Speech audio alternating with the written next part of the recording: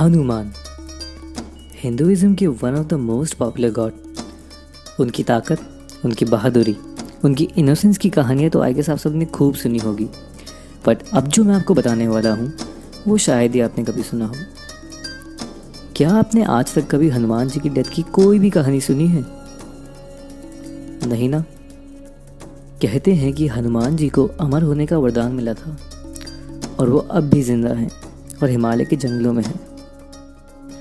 कुछ महान लोगों ने उनके दर्शन करने की बात भी कही है, जिनमें से 13वीं सेंचुरी के ऋषि माधवाचार्य, 16वीं सेंचुरी के तुलसीदास जी कुछ एक हैं। लेकिन क्या आप जानते हैं कि हनुमान जी के दर्शन बस एक मंत्र पढ़ने से भी हो सकते हैं, और वो मंत्र है काल तंतु कार्य चरंती एनर मरिष्णु निर्मुक्तेर काले त्वम अमरिष्णु। लेकिन इसके लिए भी दो कंडीशंस हैं। फर्स्ट कंडीशन है कि मंत्र पढ़ने वाले को अपनी आत्मा का हनुमान जी के साथ कनेक्शन का एहसास होना चाहिए, और सेकंड कंडीशन है कि मंत्र पढ़ने की जगह से 980 मीटर यानी कि 980 मीटर तक ऐसा कोई भी इंसान नहीं होना चाहिए जो कंडीशन 1 को पूरा ना कर सका हो। विश्वास नहीं हुआ ना? एक्चुअली इसके पीछे भी एक रीज़न है। कहते हैं जब भगवान राम ने अपना मानव शरीर छोड़ दिया था, तब हनुमान अयोध्या छोड़ जंगलों में चले गए। वो श्री राम की यादों में श्रीलंका के जंगलों में भी गए, जहाँ विभीषण का राज था। उनमें से एक जंगल था पिदूरू पहाड़ का जंगल। उन्होंने वहाँ कई दिन बिताए और उस टाइम कुछ जंगल वासियों ने उनकी सेवा की। वहाँ से वापस लौटते वक्त हनुमान जी ने उनकी भक्ति और सेवा से खुश होकर उनको ये मंत्र दिया और कहा कि जब भी तुम मेरे दर्शन करना चाहो तब ये मंत्र पढ़ लेना, मैं पलक झपकते ही आ जाऊंगा। बट उस जंगल के कबीले वालों ने हनुमान जी से बोला कि अगर ये मंत्र किसी और के हाथ लग गया और वो इसका गलत इस्तेमाल करने लगा तो?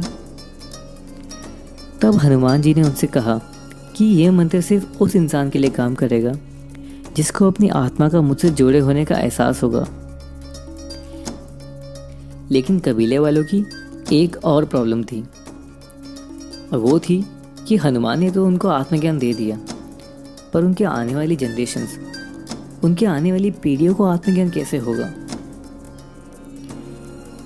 तब हनुमान जी ने उनसे कहा कि वो हर 41 ईयर्स बाद यानी कि हर 41 साल बाद उनके कबीले के साथ रहने आएंगे और उनकी जनरेशन को आत्मज्ञान देंगे।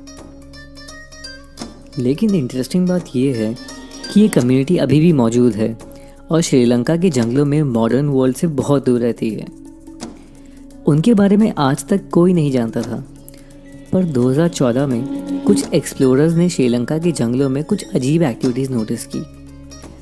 बाद में उनको पता चला कि ये अजीब एक्टिविटीज़ दरअसल एक पूजा का हिस्सा थी जो हर 41 ईयर्स में हनुमान जी के आने पे की जाती थी, जिसको चरण पूजा कहते हैं। और वो लोग ये अजीब एक्टिविटीज़ इसीलिए करते थे क्योंकि हनुमान जी उस साल उनके साथ थे। सिर्फ कबीले वाले उनको देख सकते थे, बाकियों के लिए वो इनविजिबल थे।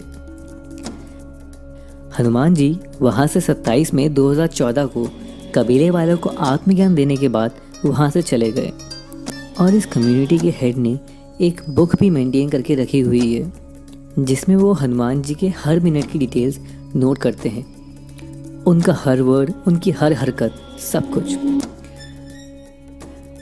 ये बुक अब एक सेतु एशिया नाम की ऑर्गेनाइजेशन के पास है, और वो लोग इस बुक को पिदूरू पहाड़ के आश्रम में समझने की कोशिश कर रहे हैं, जो कि बहुत मुश्किल है। और कहते हैं कि इस बुक के ज़रिए आत्मज्ञान मिल सकता है। आपको क्या लगता है? हमें अपने व्यूज़ नीचे कमेंट्स में बताइए और चैनल को सब्सक्राइब करना ना भूलें।